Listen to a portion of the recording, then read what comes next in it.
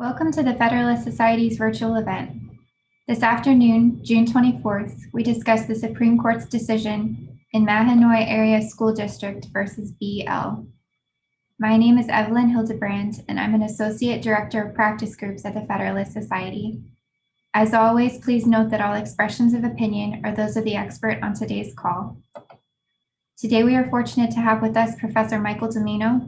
Professor Dimino is a professor of law at Widener University Commonwealth Law School, where he teaches courses related to constitutional law, election law, federal courts, statutory interpretation, and criminal law. Professor Widener is also a member of the Federalist Society's Free Speech and Election Law Practice Group Executive Committee. After our speaker gives his opening remarks, we will turn to you, the audience, for questions. So be thinking of those as we go along and have them in mind for that portion of the event. If you would like to ask a question, you can either enter it into the chat or the Q&A feature at the bottom of your screen. Additionally, if you're interested in speaking your question as opposed to typing it out, you can press the raise hand button and we can hand the floor over to you to ask your question. With that, thank you for being with us today. Professor Widener, the floor is yours. Thanks, Evelyn, and thanks to the Federalist Society for hosting this.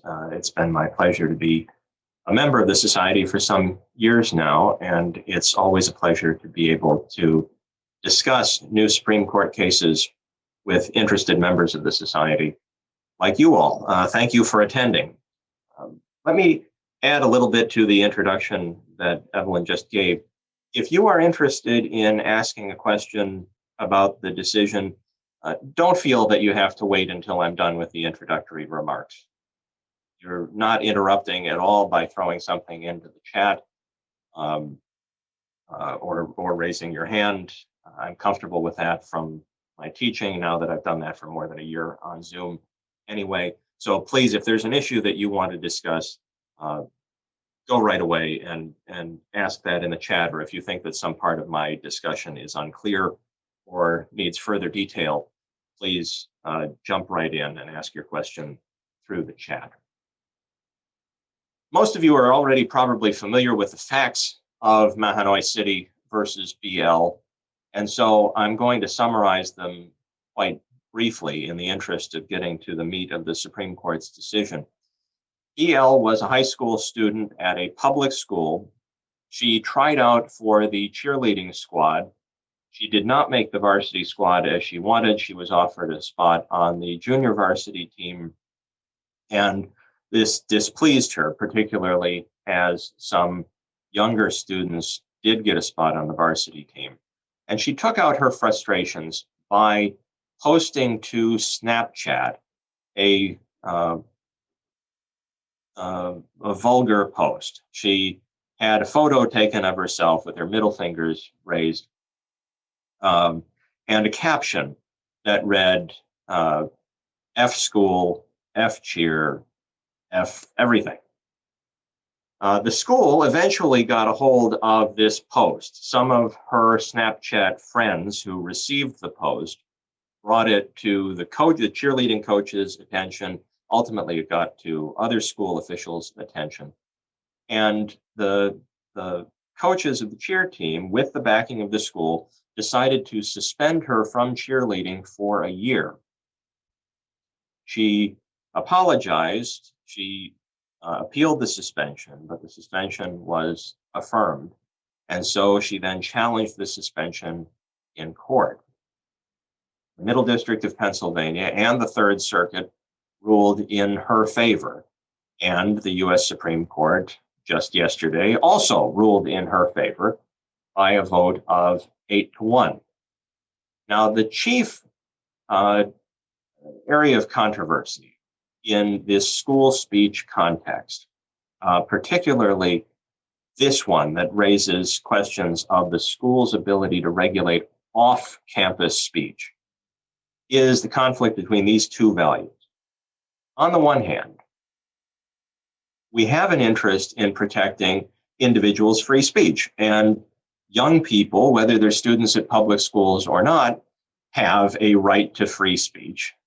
Just like anybody else, it's not absolute, but they have a right to free speech. And if schools were able to regulate students' speech all the time, whether they were in school or not, then the school would be able, the school, that is the government, would be able to exert a degree of control over the student's speech throughout the student's basically entire existence during the time that she would be in public school, in a manner that we would think would be inconsistent with the limited government rationales behind the First Amendment. That is, most of us, I think, certainly most of the Supreme Court thinks that it's too much power given to the government to allow schools to regulate a student's conduct, whether at home, at school, or anywhere else, simply because the student happens to go to school. The going to school at a public school does not by itself give the school authority to regulate that student's conduct entirely, including that student's speech. So that approach is too much. On the other hand, the school does have a considerable interest in ensuring that students' speech doesn't undermine the educational process of the school. Now, the principal precedent in this area is Tinker versus Des Moines School District, which is a very famous case involving a protest of the Vietnam War. Mary Beth Tinker wore a black armband to protest the war. She brought it into school. She wore the armband during class. The school disciplined her for it, and the Supreme Court said that that discipline was unconstitutional because, the court said, there wasn't all that much of a risk that her wearing the armband would disrupt the functioning of the school. Nevertheless, we can easily imagine other hypotheticals where that wouldn't be the case, where individuals' free speech rights could be inconsistent with the proper functioning of the school. If you decide to host a political protest or do a parade or something in the middle of math class, that's inconsistent with the educational process of the school. And so everybody agrees that at least to some extent, students' free speech rights can be limited by the school.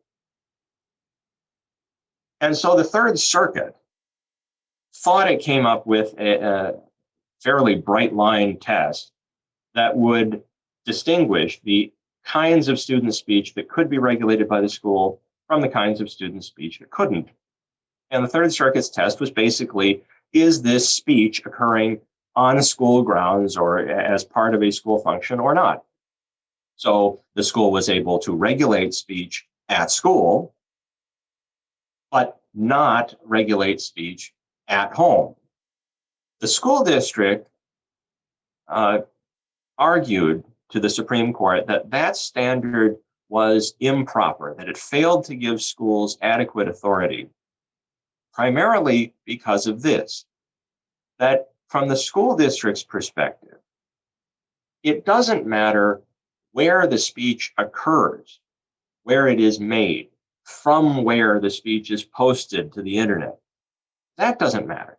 What matters is whether there is an effect in the school.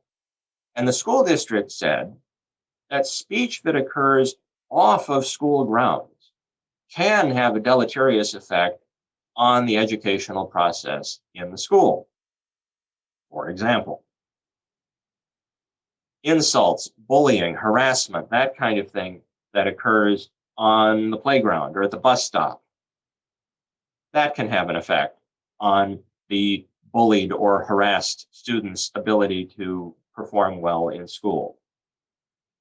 And in the age of social media, where posts can take place from anywhere, but be visible from anywhere, social media posts, even if made as this one was on a Saturday, not from school grounds, those posts can have quite an effect in a school because the students who are members of the audience would come into contact with the post, would see the post, and if the post happened to be especially controversial or otherwise noteworthy, it might become the topic of a great deal of conversation in the school and might distract the students from their proper studies.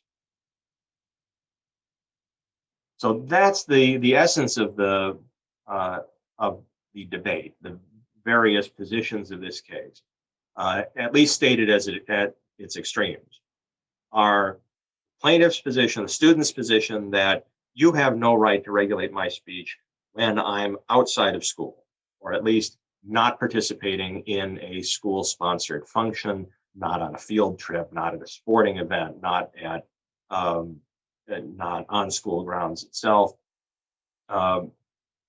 And then the school's position, on the other hand, that we have a right to regulate speech or other conduct whenever it has an effect on the school.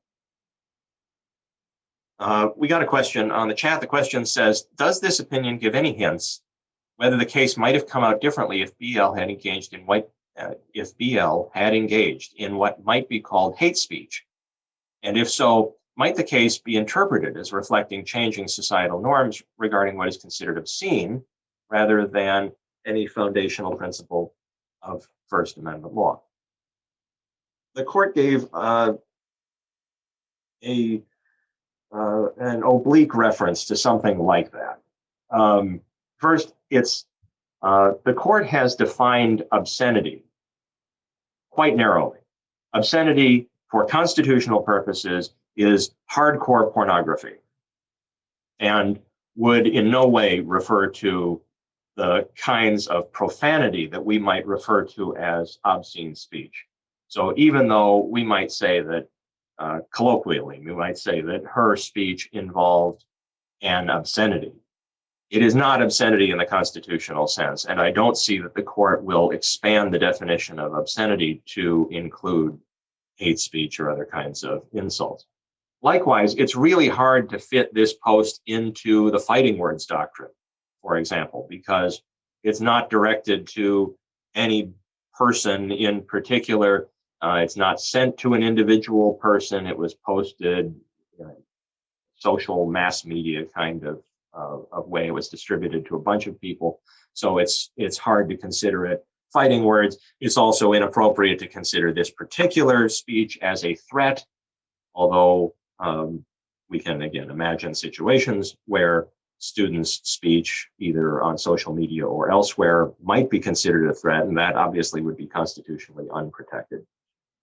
But this case does not fit into any of those categories that the court has established earlier as being of limited value or outside the protection of the First Amendment.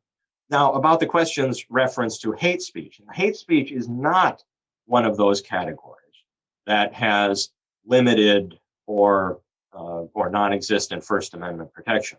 The Supreme Court has said that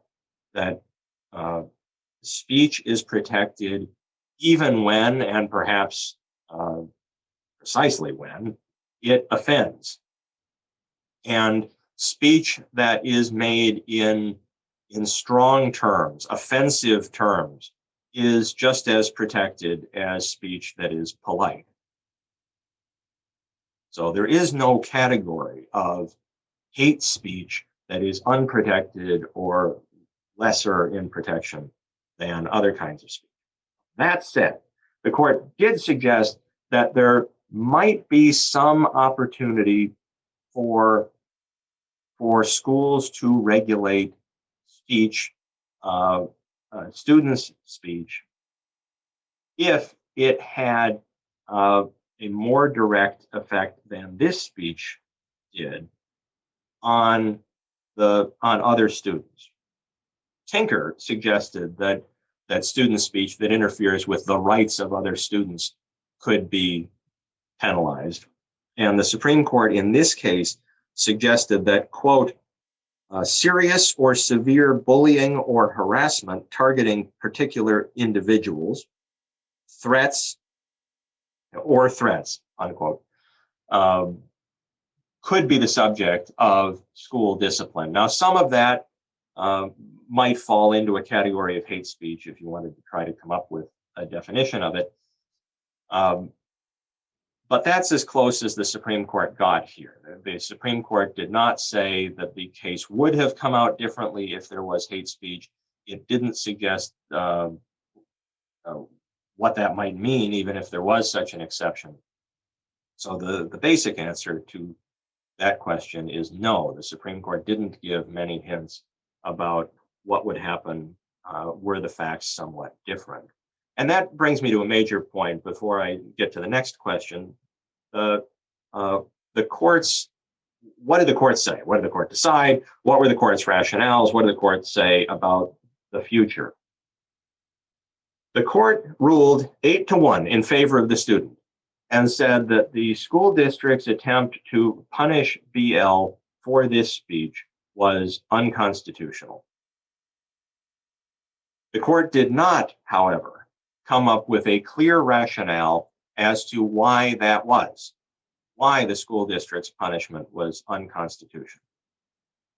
It said, the court said, that schools' attempts to punish off-campus speech should be viewed skeptically, and that schools have less power to discipline students for speech off-campus than they have to discipline students for speech on campus.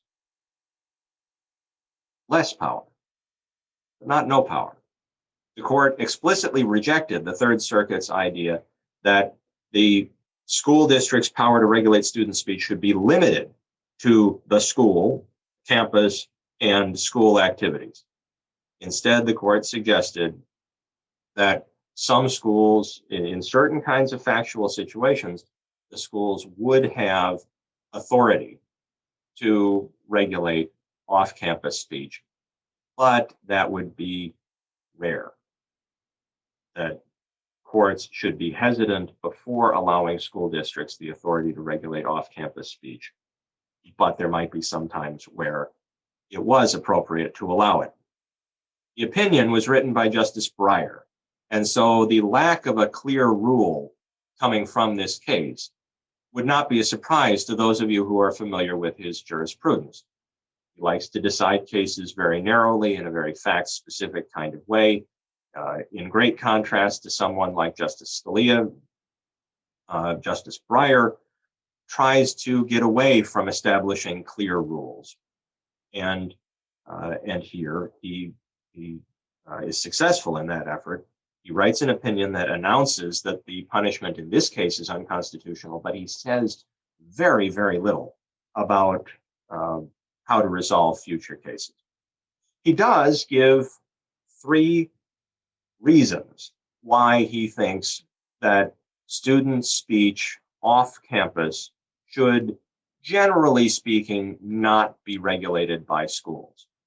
He says, number 1, that when students are off campus, it's generally the case that the schools don't stand in loco parentis to the student. That is, that most parents expect that the schools will supervise the kids at school and at school functions, but not on the weekends, not when they're at home. But that's the parents' job. So the school stands in loco parentis and gets that extra authority to direct and discipline students' behavior when the school is in charge of the function that the student is attending, but not otherwise. Second, the court suggested that if schools can regulate students' off-campus speech, then schools would be regulating just too much of the student's speech, that there wouldn't be a kind of residual area where the students could speak unconstrained by any kind of government restriction. If the schools could restrict speech while they were on campus and while they were off campus, well, then the students would effectively have no area where they could speak without government regulation. And the court said that that was another reason for viewing the school's ability to punish off-campus speech narrowly. And then third, the court suggested that schools themselves have an interest in promoting the ideals of free expression. And so if the school were to come down against the speech that it didn't agree with, speech that might have been unpopular, speech that it would think of as offending someone else, even speech that was made off campus, well, the lesson that the school would be sending to other students would be that we don't value debate. We don't value the principles of free expression. We don't value the ability to explore unpopular views. And that value, the court said, is important and provides another reason why we should insist that schools allow students to speak off campus in a way that that might not be appropriate if they said it on campus. So that's the majority opinion. The ruling was this student cannot be disciplined for this speech. As to why, court's very iffy on that. It does one important point that I haven't mentioned so far. The court says that although we do allow schools to regulate student speech when the effect of the student speech is to produce a substantial disruption on the educational functioning of the school, that here there wasn't much disruption. Yes, some other students were upset by the post. It was they found it interesting. It was the cause celeb of a few days, but and it might have distracted 5 or 10 minutes from an algebra class, but it did not provide a substantial disruption to the school.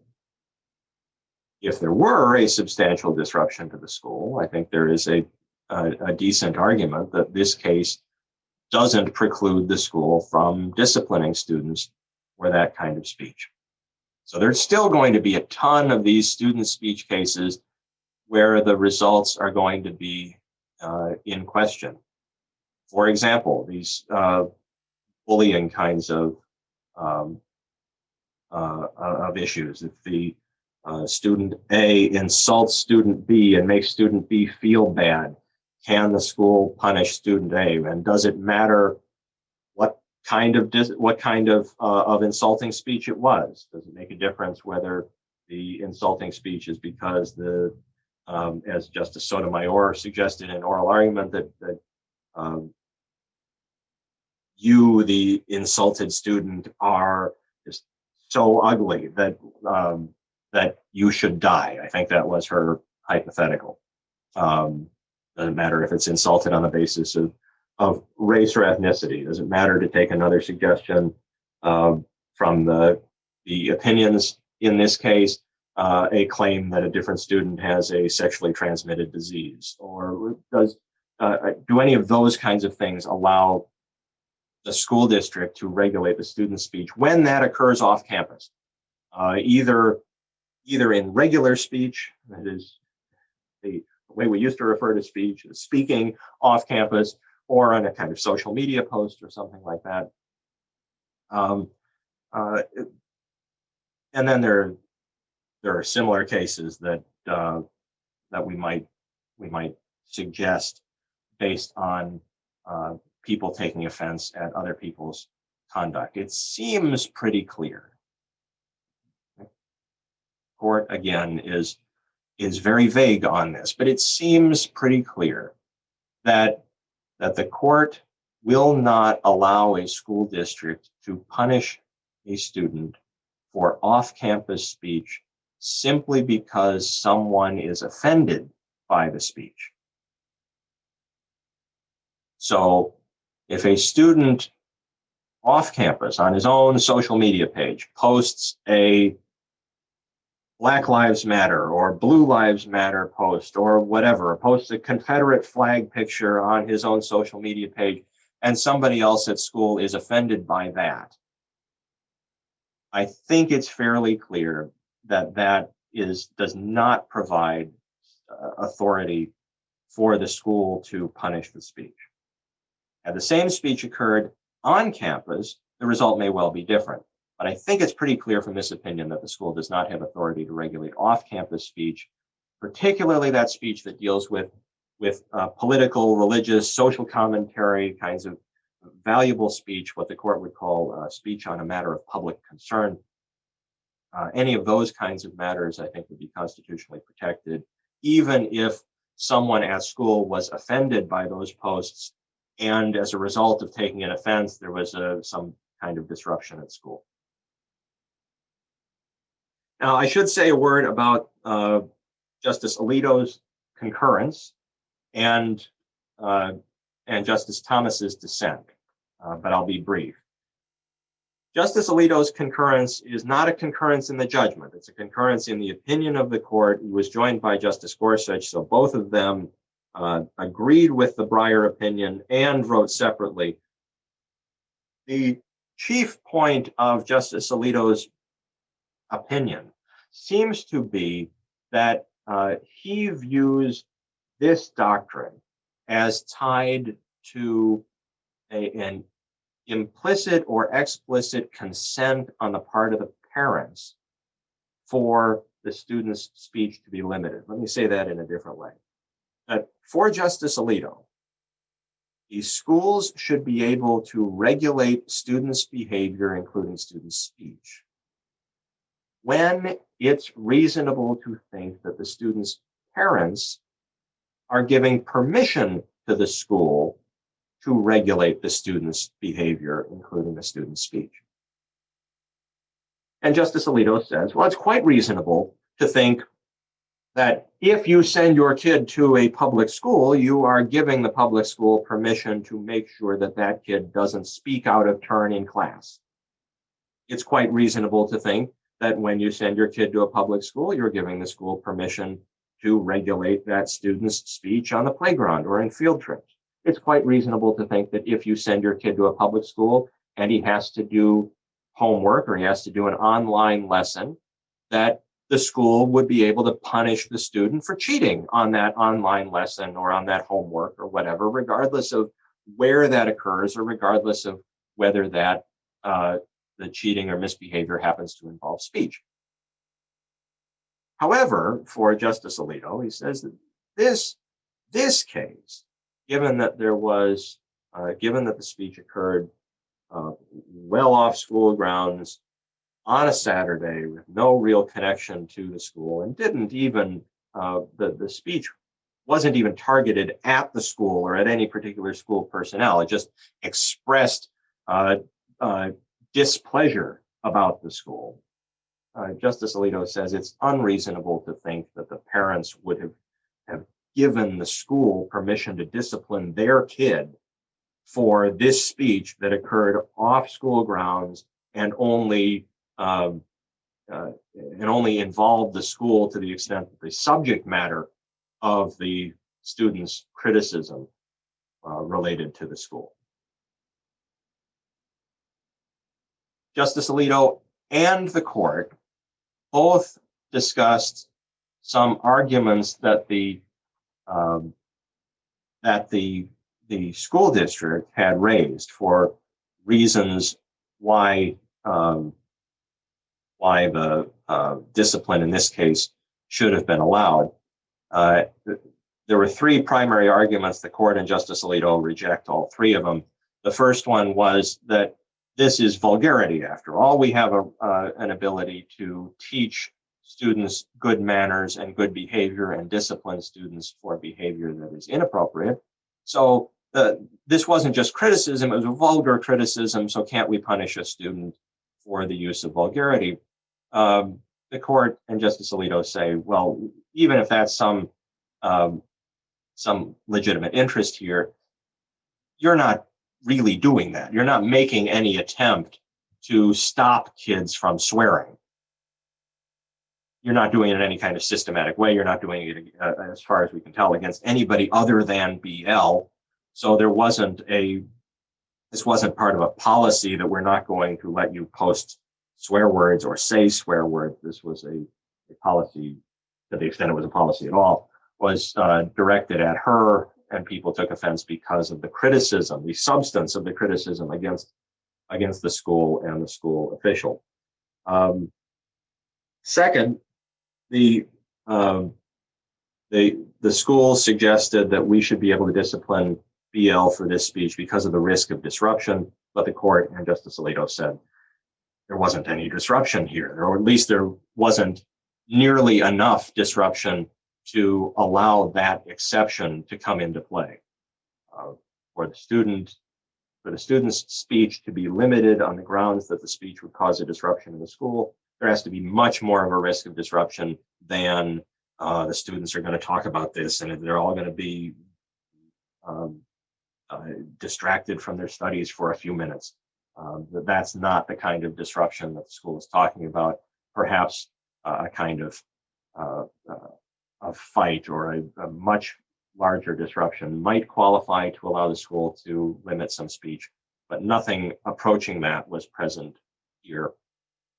And then there was an argument that the school should be able to discipline this cheerleader for speech denigrating the cheer coach and the cheer team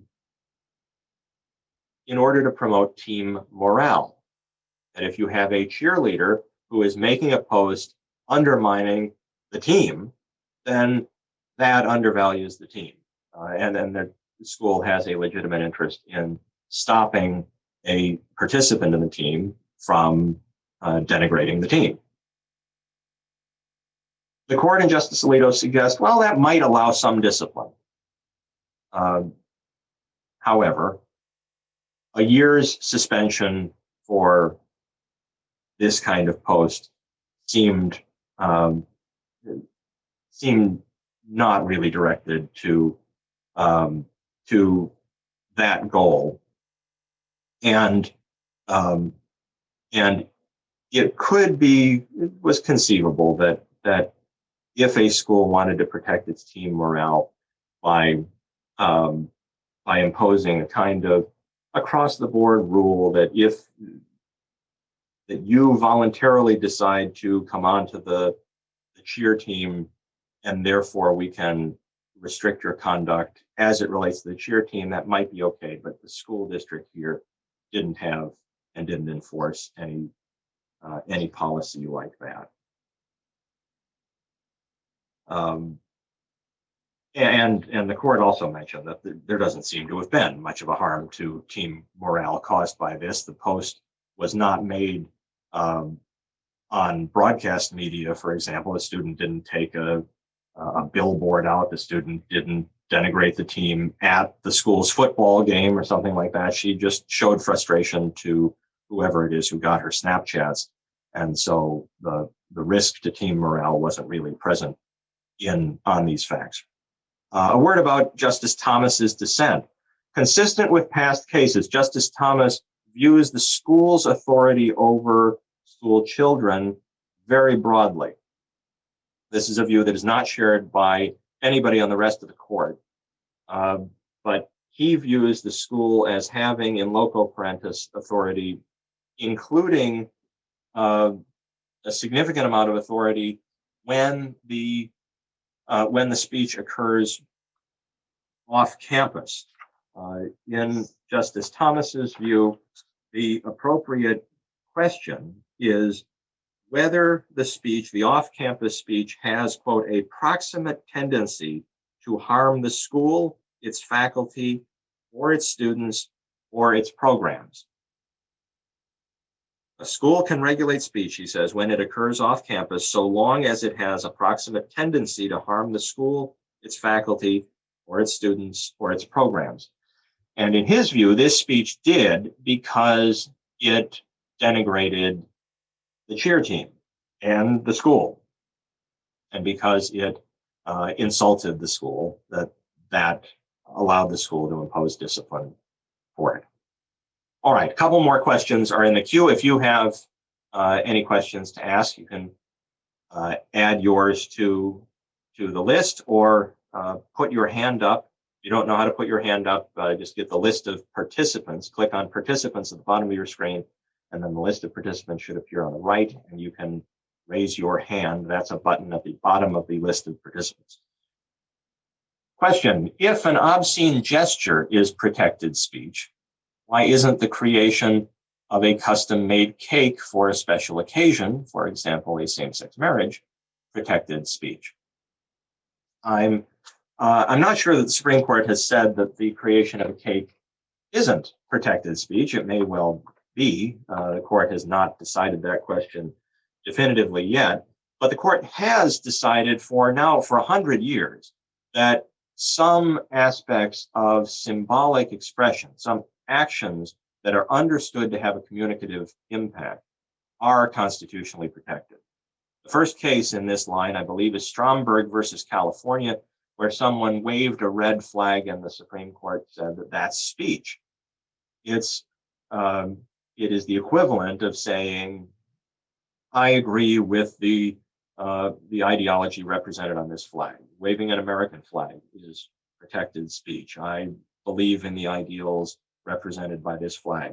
Burning the American flag, as I assume you all know, because of Texas versus Johnson and United States versus Eichmann, burning the American flag is protected speech.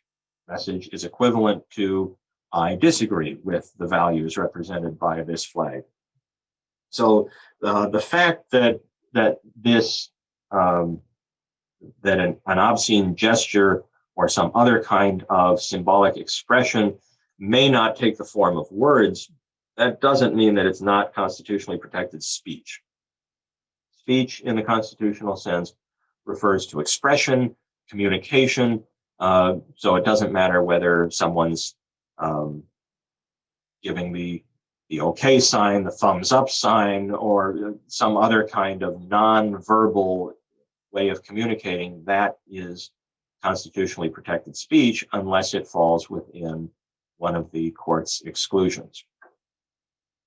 Next question, does the opinion provide any parameters for the state action requirement underlying the implication of the First Amendment? For example, a fully public K-12 school system, post-secondary public colleges and universities charging tuition, private schools and universities accepting public funds in the form of vouchers or federal student loans, or entirely private schools accepting no direct formal public funds. No, this opinion says nothing of the kind. This case clearly involved a fully public K-12 school system, and so there was no need to address any of those kinds of subsidiary questions.